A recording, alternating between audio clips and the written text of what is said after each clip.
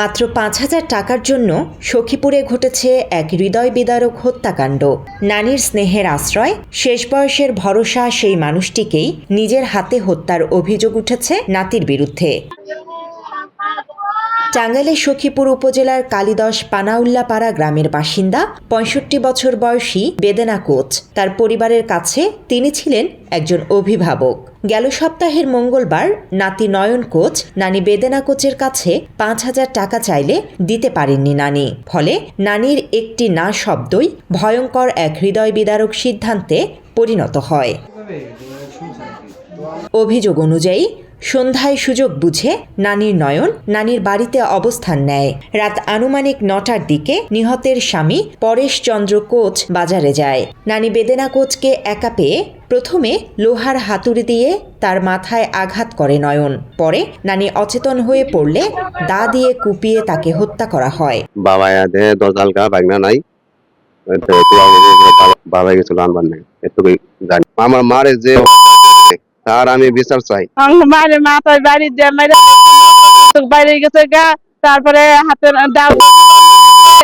আমি জিজ্ঞাসা করছি এ নেই বুঝছেন, তুমি বলো আমার, তুমি যদি কইয়া থাকো আমি তোমার বাপ লাগে, তুমি হাসা কথা কও আমার কাছে। ঠিক আছে, কয় না বাবু আমি এ সমস্ত কাজ করি না। আমি দিদিরে কয়ে দিয়া আমি অনুষ্ঠানে গেছি, অনুষ্ঠান দেখিয়া শুই না, তারপরে আমি গেছি গা মামার মালিকের বাসায়। আমি ধারণা করছি আমার ছেলে তো এই কাজ করতে পারে না।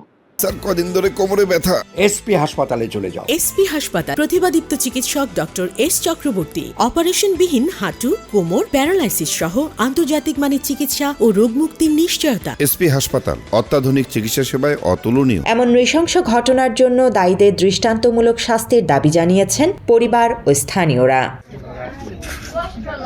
জানা গেছে অভিযুক্ত নয়ন কোচ একই গ্রামের শ্যামল কোচের ছেলে। তিনি পেশায় একজন কাঠমিস্ত্রি। ঘটনার পরপরই পুলিশ অভিযুক্তকে আটক করেছে বলে জানা যায়। এছাড়াও প্রাথমিক জিজ্ঞাসাবাদে নয়ন কোচ হত্যার দায় স্বীকার করেছেন বলেও জানায় পুলিশ। বললো যে আমি ৫,০০০ টাকা চাইছিলাম, সে আমাকে টাকা না দিয়া আমার সাথে খারাপ ব্যবহার করছে, যার জন্য আমি তারে হত্যা করছি। হ্যাঁ, এই ঘটনা মামলা হয়েছে এবং তার মৃতের স্বামী বাদী হইয়া মামলা এজাহার দায়ের করছে। আমরা এজাহারের ভিত্তিতে মামলা নিয়ে নিচ্ছি। আমরা এখন পরবর্তী আইনগত কার্যক্রম প্রক্রিয়াধীন রাখছি। News desk, Bangla addition.